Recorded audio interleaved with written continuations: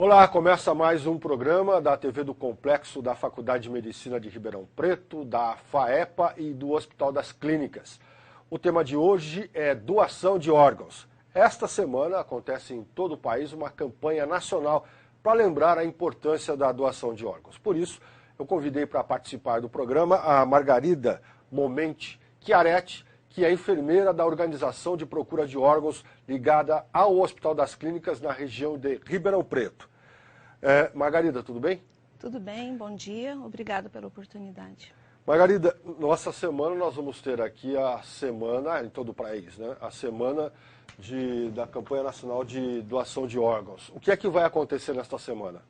Bom, a gente começa a semana já no dia 24, onde a gente vai ter um jogo de futebol com pacientes e médicos ou qualquer outro profissional da saúde. Ele vai ser lá na rua Itatiaia, número 100. Pacientes que foram transplantados vão jogar com a equipe de saúde do Hospital das Clínicas. Tá, Acho que vão ganhar, hein? Tomara, né? Que o paciente transplantado acaba recuperando a sua qualidade de vida, né? E a gente vai torcer por eles. O que mais? O jogo é das 9 às 12. No dia 25, a gente vai ter a corrida da Caixa Econômica, né, Federal, lá em Bonfim Paulista, e a gente vai divulgar lá através de panfletos, a doação de órgãos. No dia 26, a gente tem uma palestra aqui na Escola de Enfermagem, que a gente vai reunir famílias de doadores e receptores. E aí vai haver uma conversa, que é uma conversa bastante interessante, bastante emocionante, que vale a pena participar. No dia 27, que é o Dia Nacional do Doador, nós também teremos uma palestra aqui na Escola de Enfermagem com o Dr. Marcelo, que é um médico intensivista da unidade de emergência, que é o coordenador da Comissão de Transplantes do Hospital das Clínicas. E no dia 30, a gente tem um pit stop lá na FIUSA, que no momento em que o sinal fica vermelho, né, a gente abre uma faixa e faz a divulgação da doação de órgãos para as pessoas que por ali estiverem passando. Margarida, essas duas palestras que você falou são abertas ao público? São abertas ao público. Tem que entrar no site da Escola de Enfermagem, ir para eventos e fazer a inscrição. A gente tem 100 vagas. As palestras são que dias? São no dia 25, no dia 26, segunda-feira, e no dia 27, que é quinta, acho, né? Dia 27.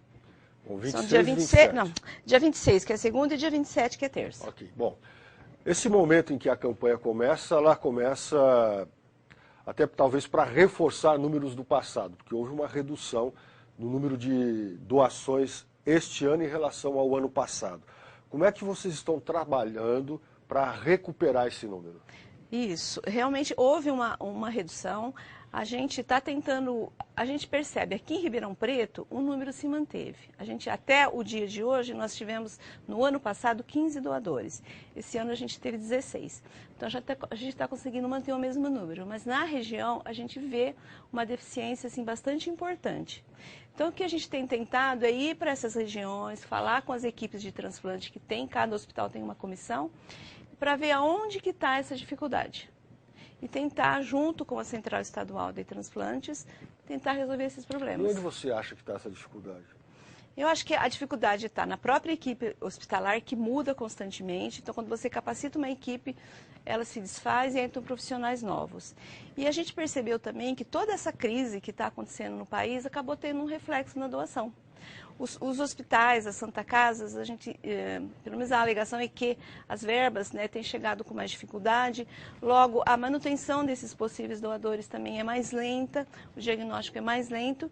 E a gente também tem um aumento da recusa na região. A gente percebeu que houve uma recusa maior, não só falando de Ribeirão Preto, mas falando do estado de São Paulo inteiro. E a gente acabou concluindo que a crise, o descontentamento, essa falta de perspectiva para o futuro, acaba desmotivando a família em fazer a doação. Margarida, e na recusa, qual é a resposta mais comum? A mais comum é, ele não queria ser doador. Ele falou em vida que não queria ser doador. Algumas vezes a gente acredita que isso seja a verdade, mas tem algumas vezes que a gente percebe que é uma maneira que a família arruma para negar a doação. Então ela fala, olha, ele não queria ser doador. Nesse momento a gente vai respeitar, né? Porque se realmente ele não queria, eu acho que a família tem que respeitar essa vontade. E por por consequência a gente também vai acatar essa vontade da família. Mas algumas vezes a gente percebe que é mesmo uma maneira de falar não pra gente. E qual é, você acha que nesse caso é a resposta verdadeira? É o receio? Acho que às vezes não acreditou na morte encefálica, né? Que é complicado você ter uma pessoa que faleceu, mas que tem o coração batendo, que está urinando normalmente. Então, às vezes, a família não acreditou na morte e ainda, de alguma forma, ela acredita que esse quadro vai reverter. Ou então, a gente fala que a doação ela começa no momento em que o paciente interna.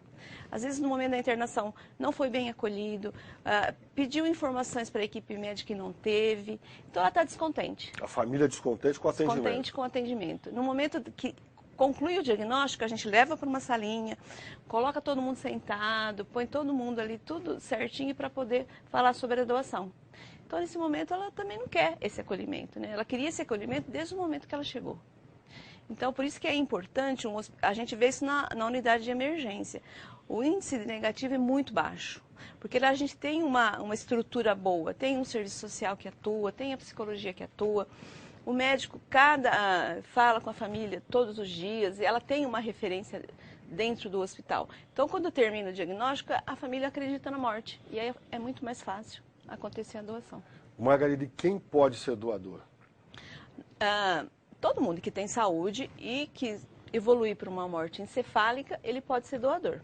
Então, a gente fala que hoje o documento para ser doador é a família. Então, a gente primeiramente tem que tomar a decisão de ser doador e passar essa informação para a família. Aquela informação no RG não vale mais. Isso acabou em 2001. Então, quem vai determinar se vai ser doador ou não é a família. E também não adianta eu falar eu sou doador, mas não avisar a minha família. Porque no momento em que eu morrer, eu não vou conseguir falar eu quero ser doador. Então, tem que avisar a família e tem que conhecer a vontade dos familiares. Porque tanto eu posso morrer e minha família vai decidir por mim, como posso decidir por algum familiar meu. Então, a conversa é extremamente importante. A gente tem que, em um momento da nossa vida, sentar com a nossa família e saber a vontade de todos e passar a nossa vontade. Esse é o documento para a doação. Quando a Margarida ou a equipe da Organização de Procura de Órgãos vai até uma família, como é que há uma estratégia de contato? Sim, a gente até fez um curso que chama Comunicação de Más Notícias, onde a gente aprendeu como chegar numa família e falar sobre a doação. Então, no momento em que o médico dá o diagnóstico de morte, e nós entramos para falar com essa família, o nosso objetivo maior é acolher essa família. Acolher de tal forma que a doação passa a ser uma coisa positiva. Ela acaba vendo a doação como transformar aquele momento de dor numa coisa boa. Aquela pessoa morreu, mas ela pode continuar de qualquer forma. Então, quando a gente faz dessa forma, acolhendo a família e colocando a doação como uma escolha dela para transformar aquele momento numa coisa um pouco melhor, um pouco menos triste, ela acaba aceitando a doação e se sentindo feliz de poder ter essa atitude, que se ninguém falasse, se ela não conhecesse, talvez ela não pensasse na doação. E quando vocês vão conversar com essa família, tem essa estratégia, aí vocês pedem, fala tudo o que pode ser doado, todos os órgãos, todos os tecidos que podem ser doados? Tudo. E o que é que pode ser doado? Essa conversa tem que ser muito clara. A gente resgata o entendimento da morte encefálica. Se a família ainda tiver alguma dúvida, a gente esclarece. Se ela quiser a presença do médico novamente, a gente chama o médico, porque não pode haver dúvida nesse momento. Todo mundo tem que estar, a família tem que estar muito tranquila em relação a tudo que a gente for falar. Se ela entendeu a morte e concorda com a doação, ela vai assinar um termo de autorização de órgãos. Nesse termo está lá listado quais os órgãos que ela pode doar. Então a gente lê junto com a família, lê os órgãos que ela pode doar e ela fica à vontade para doar os órgãos que ela quer. Órgãos sólidos, ela pode doar coração, pulmões, fígado, rim, pâncreas e intestino. E tecidos, que são as córneas, ossos e pele, vasos, tendões. Então a gente fala tudo isso para a família. E ela pode falar o que ela quer doar. E não existe em nenhum momento pressão para nada. A gente até brinca que o abraço que a gente dá na família que doa é o mesmo que a gente dá na família que não doa. Ninguém precisa sair dessa conversa sofrendo mais do que já está pela perda.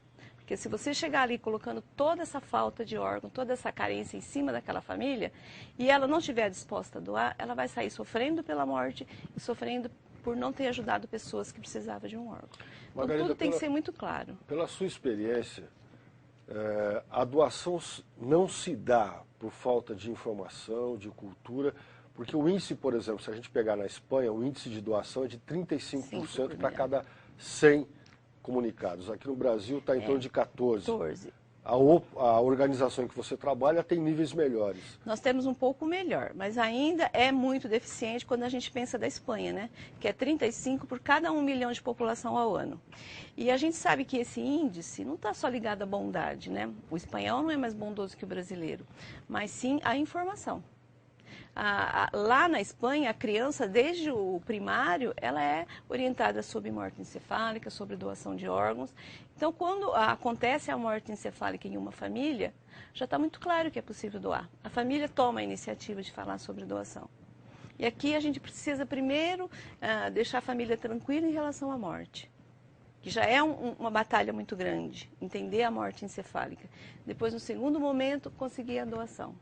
Então, a gente tem muita coisa para caminhar para chegar num índice igual ao da Espanha. É informação, mudança mesmo, né, de cultural, religiosa. Eu tive uma doação que a filha falava assim, eu vou doar se tiver na palavra, se o pastor autorizar. Isso, então, me explica melhor. Tem aspecto religioso? Muito, sim. A religião, não existe nenhuma religião que impede a doação, todas concordam com a doação, mas a gente percebe que o líder religioso daquela religião, ele influencia muito na decisão da família. E é comum isso? É comum. E se ele for pessoalmente favorável à doação, ele vai ter essa influência positiva. Mas se ele for pessoalmente negativo, ele vai influenciar também de uma forma negativa.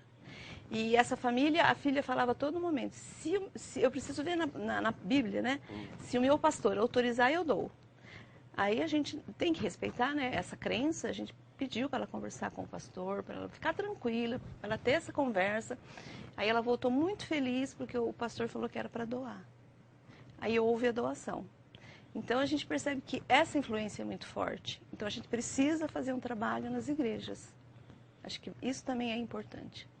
Margarida, para encerrar, então, você pode repetir a programação da semana? Então, olha, dia 24, que é sábado, né, o jogo entre pacientes e equipe de saúde. Aí dá o endereço para o pessoal quiser assistir. É Rua Itatiaia, número 100, lá na Olé Brasil, e vai ser das 9 às 12 horas. Seria muito bom se as pessoas fossem e ajudassem a gente na torcida. No dia 25, vai ter a Corrida da Caixa, lá em Bonfim Paulistas. A gente vai montar um stand e vai divulgar para a população que estiver lá. No dia 26 é a palestra, né, A Vida de Candidatos, Receptores Transplantados e Famílias de Doadores. Relato de experiências reais. É muito, muito, muito emocionante essa conversa que a gente tem. E no dia 29 a gente vai ter uma palestra com o Dr. Marcelo, né, que é o coordenador da Comissão de Transplantes do Hospital das Clínicas. E no dia 30, encerrando, das 17 às 19 horas, lá na FIUSA vai ter um pit stop que a gente vai também divulgar para a população a doação.